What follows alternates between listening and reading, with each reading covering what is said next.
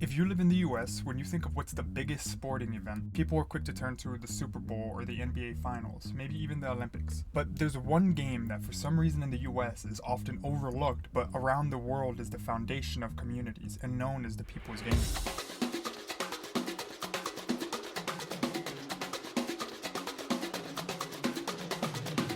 Football is the most popular sport in the world. Nothing comes in comparison to this giant, and it became that way because of how it appealed to the working class, the ones holding up the luxuries we forgot about. All you needed was a ball and some space, and you'll have entertainment for hours and a reason for friends to get together in a local competition. One man saw this and had a brilliant idea. If a sport like this was able to reach a global stage, that it could potentially push for a form of peace. Instead of firing bullets in trenches, people could come together on a field and compete representing their nation. In this video, I'm going over the brief history of the World Cup, from the man who started it all and envisioned the peace we're seeing in 2026, to the dog who solved a $20 million mystery, and the nations and players who left their mark on the world. But before we do all that, we gotta go back in time. Football's ancestry originates in China about 2,000 years ago, known as a game called Cuju. Officially recognized by FIFA as the father of the football we know today, two teams would have a leather ball filled with feathers or animal hair and try to kick it through a hole elevated in between them, limited to only using their feet, head, and torso. This then evolved to what most people think of as the main origins of football, called mob football. It had very similar rules to what we see today, but severe lack of regulation, as an entire town could and sometimes would take part in this.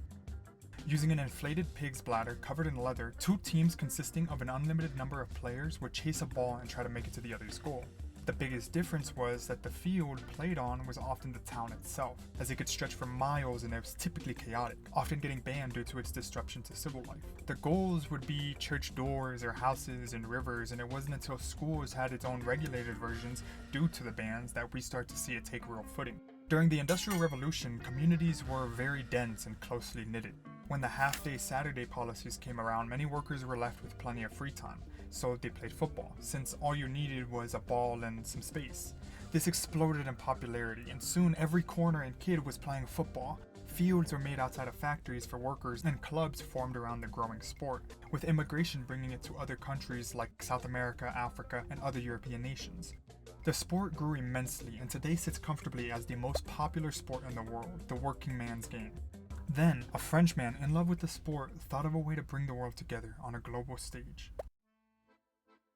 Jules Rimet, born October 14, 1837, in Toulouse, France, became the father of FIFA. He had moved to Paris, where he had started a football club in 1897 called the Red Star. By this point, the rich started to enjoy football too, and began that elite mindset around it, if you know what I mean. However, Jules felt differently. His beliefs were rooted in Christian humanism while being heavily influenced by Pope XIII's encyclical. He thought football should be open for anyone, especially workers, and open memberships to his club for anyone regardless of social class, a move that was very controversial at the time, as sports were limited to amateurs, which kind of means they played for fun and enjoyment, something pushed by the Olympic movements for the elites. Jules heavily pushed for the sport's professionalism to allow the working class athletes to get paid for their time and efforts, thinking that that would bring in the masses. On May 21, 1904, he founded the Fédération Internationale de Football Association, also known as FIFA. This was mainly for the Olympics. Jules wanted professionalism where workers could get compensated for their time and skill. Puri felt that sports should solely be pursued in the love of the game rather than any financial or seriously competitive motive. However, in the midst of their ideological battle, something changed the world.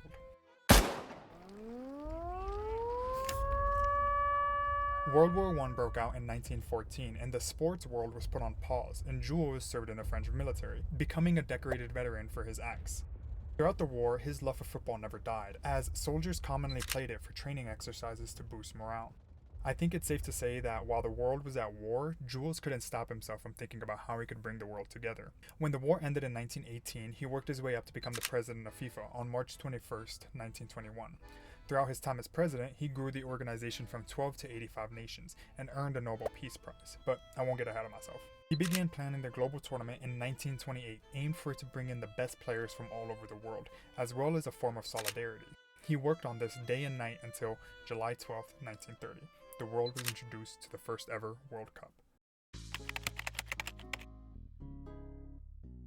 Hosted in Uruguay, it consisted of 13 teams, but 16 total teams were invited. Now, At the time, other than the Olympics, this was unheard of, so it was a logistical nightmare from the start, as he had to convince European nations due to the Great Depression making it awfully difficult to travel at the time. The teams consisted of 7 from South America, Argentina, Bolivia, Brazil, Chile, Paraguay, Peru, and Uruguay, who offered to pay for a lot of the trips and resources. 2 from North America, the United States and Mexico, 4 from Europe, Belgium, France, Romania, Yugoslavia, 1 from Egypt, but sadly, as enthusiastic as they were, a big storm forced them to miss their ship and the cup altogether. 2 from Asia, Japan and Siam, which is now known as the Kingdom of Thailand, but both of those had withdrawn. With 68,000 in attendance while using the team model ball, Uruguay became the first ever winners of the World Cup. And from this point on, with each tournament, it grew. There were boycotts mainly because some nations had rivalries with host nations or political disputes and travel issues, but the cup slowly grew. Because with each boycott, it allowed another country to take their place. The cup was beginning to see some popularity, but then another major event happened in 1939. World War II. This war put the cup on pause for 12 years as the world fought amongst themselves. When it ended in 1945, people were looking for a reason to come together again, and luckily for the world, in 1950 we got our next World Cup, hosted in Brazil, and from this point forward, not only did it grow immensely, but we began to see the legends still spoken of today. Like in June 1958, the 6th World Cup held in Sweden, Brazil won 5-2 against the host nation, but one name rang out as a symbol of football, Edson Arantes, but also remembered as Pele.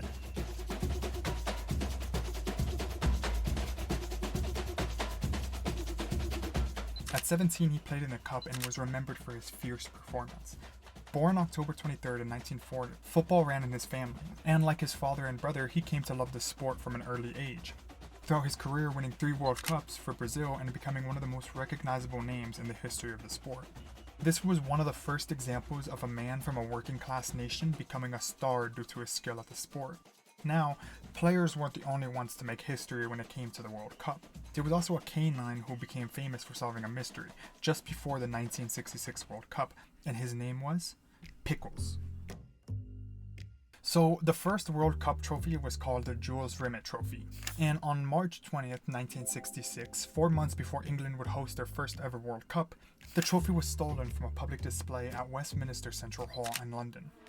Investigators didn't get any further than finding a middleman asking for a ransom for a guy known only as the Pole. 7 days later, while walking with his owner, Pickles gets curious about an object wrapped in newspaper, laying in front of a car.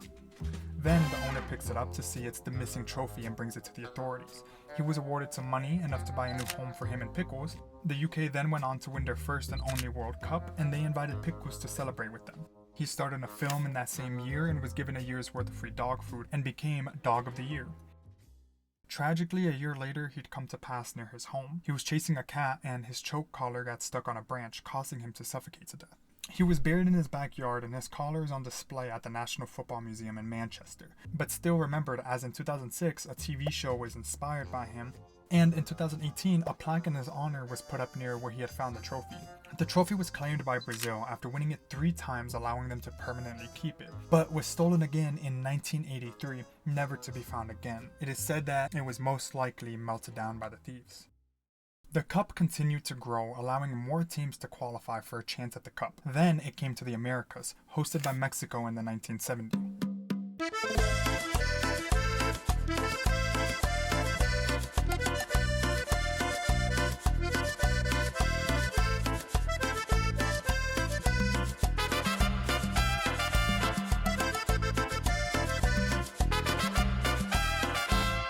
As of making this video, neither the US nor Mexico have won a World Cup.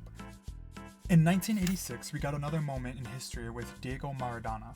Born on October 30th, 1960 in Buenos Aires, Argentina, to a poor family at the age of 3, he was gifted a ball and dedicated his life to the sport, becoming one of the greatest players to ever walk the field, actually winning the 1986 World Cup, the second World Cup game he's ever played in. In this game, he had 2 prominent moments. One was from half pitch, dribbling the ball past 5 opponents and scoring a goal. The second was the infamous Hand of God shot, where he touched the ball with his hand and made a goal against England. When interviewed, he was asked why he touched the ball, and he responded, "A little with the head of Maradona and a little with the hand of God." This strategy. It's something Messi actually takes part in a lot now. In 1994, we had the biggest cup yet, hosted in the United States with 3.5 million in attendance. This year is remembered by the tragedies and cheating. Maradona saw the end of his career as he failed a drug test. He tested positive for ephedrine, a weight loss drug, and was expelled from the tournament. Some people say he got tested positive for cocaine. I didn't find too much on that. As well as the Colombian team being under a lot of pressure. At the time, Colombia was completely run by criminal factions and the rule of Ernesto Samper. So the Colombian people were looking for hope somewhere, and that was in their home team winning the World Cup, bringing pride to a struggling nation. However, Colombia lost as Andres Escobar scored a self-goal, losing the game for Colombia and getting knocked out of the tournament. It was said that the cartels had huge bets on Colombia and had lost a lot of money due to this. Andres chose to go back to Colombia instead of relatives in Vegas, and 5 days later, filled with the memories of the loss, he called up some friends to go drinking in El Poblado. They eventually ended up in El Indo nightclub, where around 3 a.m. he was alone in a parking lot, most likely intoxicated from the night of drinking. 3 men came up to him with guns and opened fire, shooting him 6 times, yelling "Goal" after each shot, leaving him bleeding alone on the ground. He was rushed to the hospital but died 45 minutes later of his injuries at 27, for a mistake most likely caused by the immense social pressure. 120,000 people attended his funeral, with people still honoring him every year with his photograph and memorials, with a statue in his memory being put up in 2002. Born in Medellin, March 13, 1967, to a middle-class family, he participated in football clubs at school and always dreamt of being a professional player, representing the country he loved so much. His family eventually created an organization allowing kids to partake in football instead of being in the streets. He's remembered as a symbol for Colombia, for his integrity, his sportsmanship and character, and his love for football, remembered as the immortal number 2, El Caballero de Fútbol. In 2002, the first cup in Asia was held, and South Korea became the best performing Asian team, reaching the semifinals. In 2006, both Messi and Ronaldo would play in their first World Cup together, still in their youth, just 4 years after they debuted. I'm not going to go into either of these two. There's plenty of videos out there about them, and if I was, I would probably talk about Ronaldo more. In 2010, the first cup in South Africa was held, where Spain won their first ever World Cup, being the first European nation to win a cup away from its continent. In 2014, it felt like the most lively, being held in Brazil. Although they lost in a brutal semi-final, Germany had won their first cup this year.